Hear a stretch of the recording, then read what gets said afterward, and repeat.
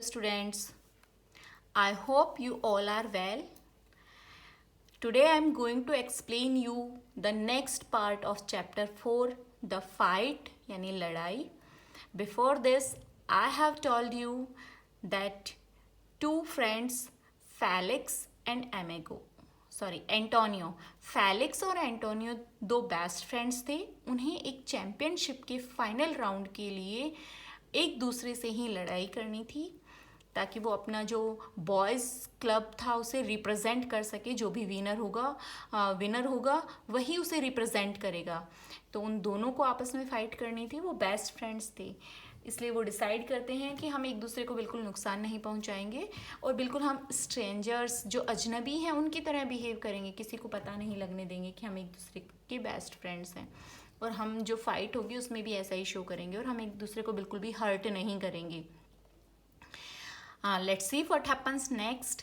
Before this, we have to discuss some word meanings.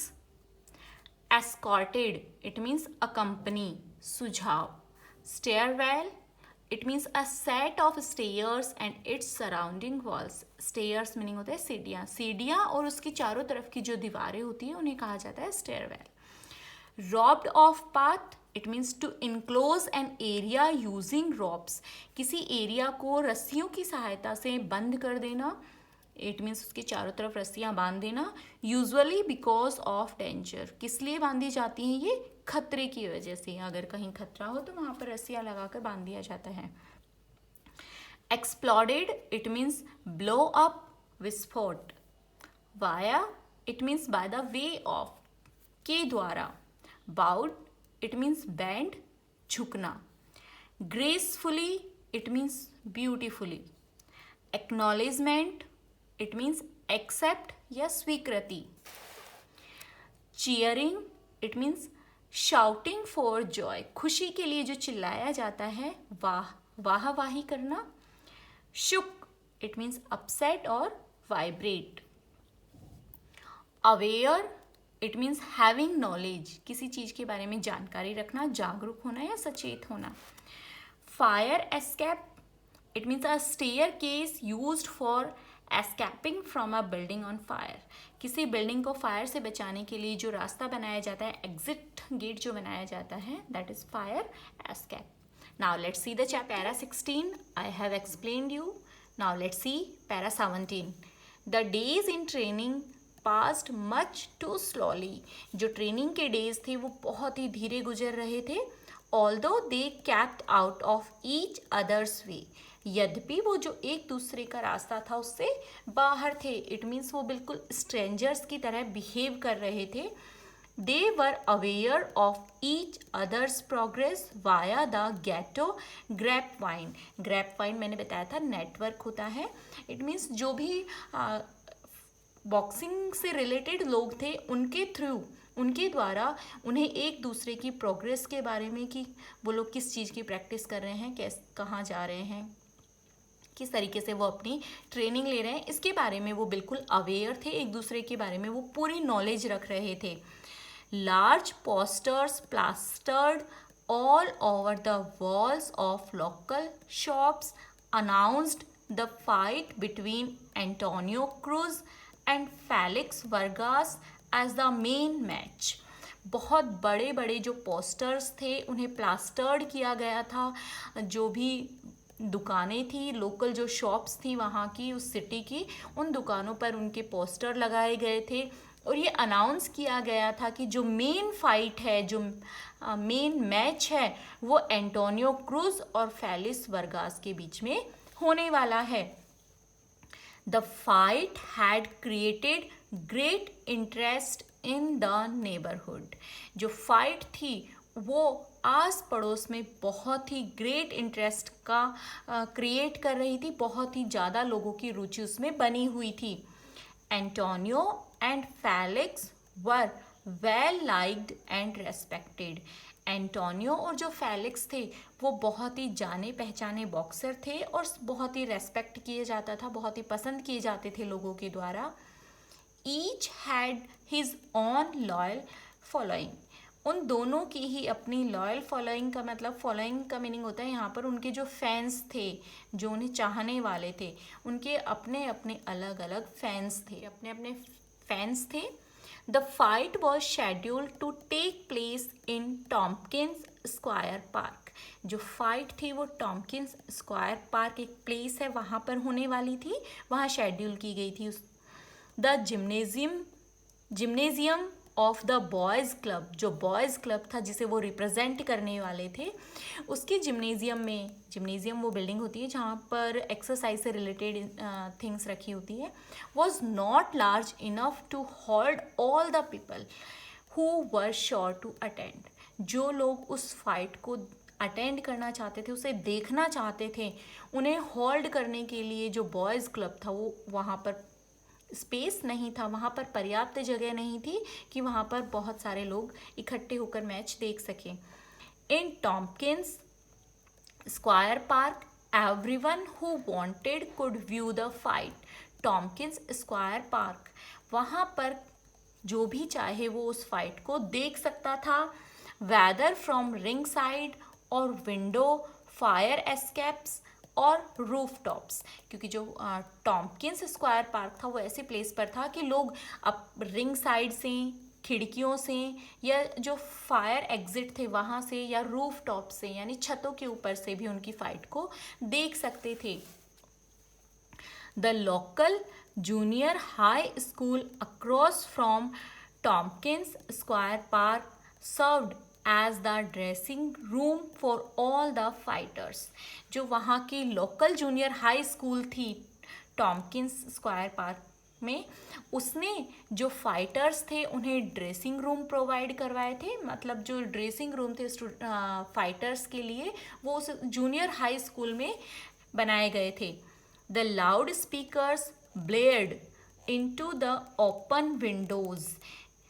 जो खुली खिड़कियाँ थी वहाँ पर जो लाउड स्पीकर्स थे वो चिल्ला रहे थे, इट मीन्स उन पर अनाउंस किया जा रहा था दे ऑफ द स्कूल की जो ओपन विंडोज़ थी वहाँ पर।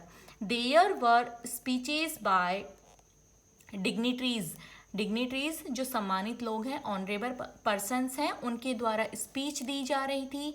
Community leaders and great boxers of youngsters.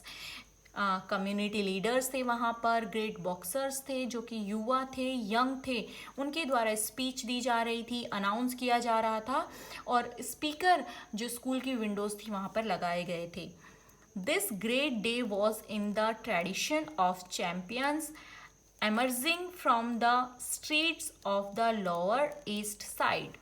ये महान दिन lower east side, this is a place where people from other countries came there and settle there, कि एक प्लेस है जहाँ पर लोग अदर कंट्रीज से आते हैं और वहाँ सेटल हो जाते हैं।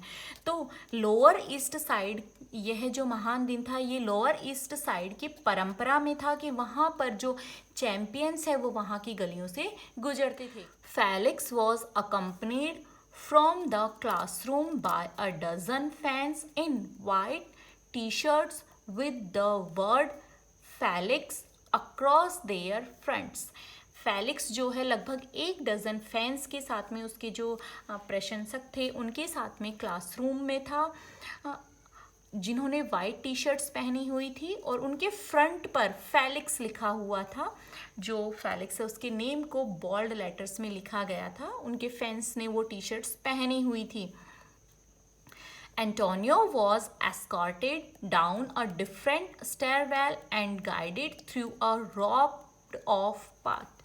जो एंटोनियो है उसे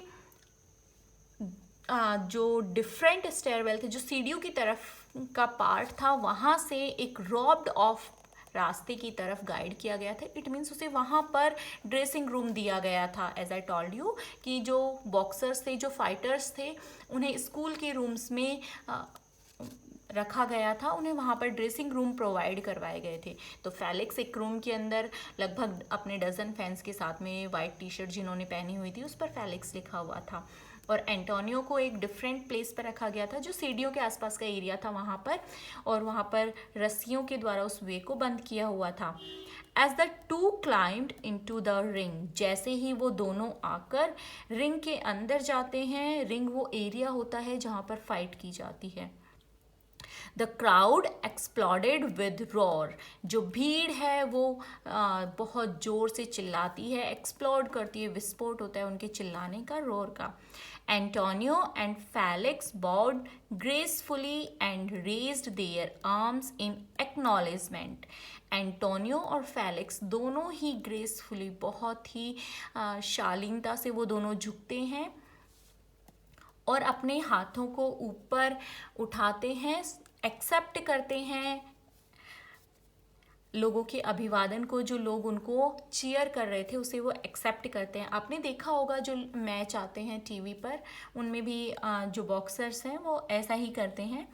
Bong bong bong the roar turn to stillness, जो रिंग है, जो बैल है वो बजती है, और जो रॉर है, जो लोगों की आवाज़ है वो शांत हो जाती है, वो स्टिल हो जाते हैं, रुक जाते हैं, क्योंकि जैसे ही बैल बजती है जो मैच है वो start. Ladies and gentleman the announcer spoke slowly, जो अनाउंस करने वाले पर्सन हैं वो धीरे से बोलते हैं, ladies and gentleman in this corner waiting 134 pounds Felix Vargas. वो इशारा करके बताते हैं कि इस कोने में फेलिक्स वर्गास हैं जिनका वेट 134 पाउंड्स है। जब हमने चैप्टर स्टार्ट किया था तब हमने बताया था कि लाइट वेट चैंपियनशिप है, इट मीन्स वेट के अकॉर्डिंग फाइट करवाई जाती है।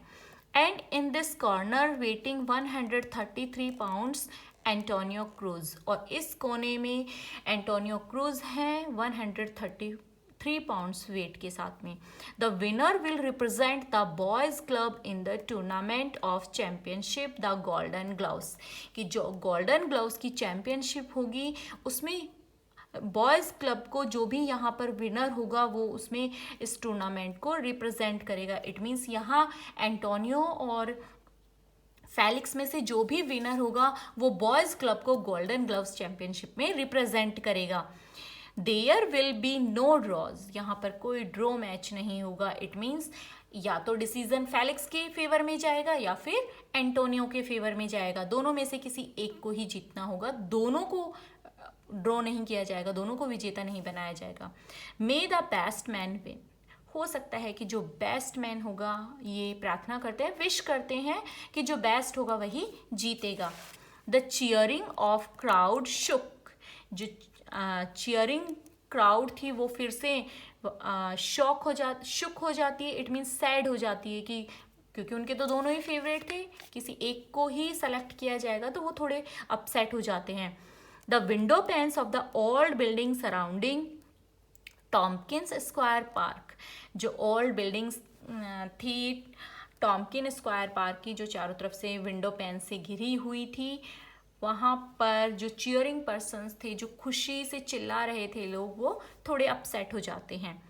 At the centre of the ring, ring के सेंटर में जो रिंग बनी हुई थी जहाँ फाइट होने वाली थी उसके बीच में द रेफरी वॉज, रेफरी वो होता है जो डिसीजन लेता है और जो प्लेयर्स होते हैं उनको इंस्ट्रक्ट करता है, और रिजल्ट भी यही अनाउंस करता है। The referee was giving instruction to the youngsters, वो जो दोनों यंगस्टर्स थे, यंगस्टर्स यहाँ फेलिक्स और एंटोनियो को कहा गया है, उन्हें इंस्ट्रक्शन दे रहा था। Okay dear students, I hope you have understand. Remain part we will discuss in our next video. Thank you and have a nice day.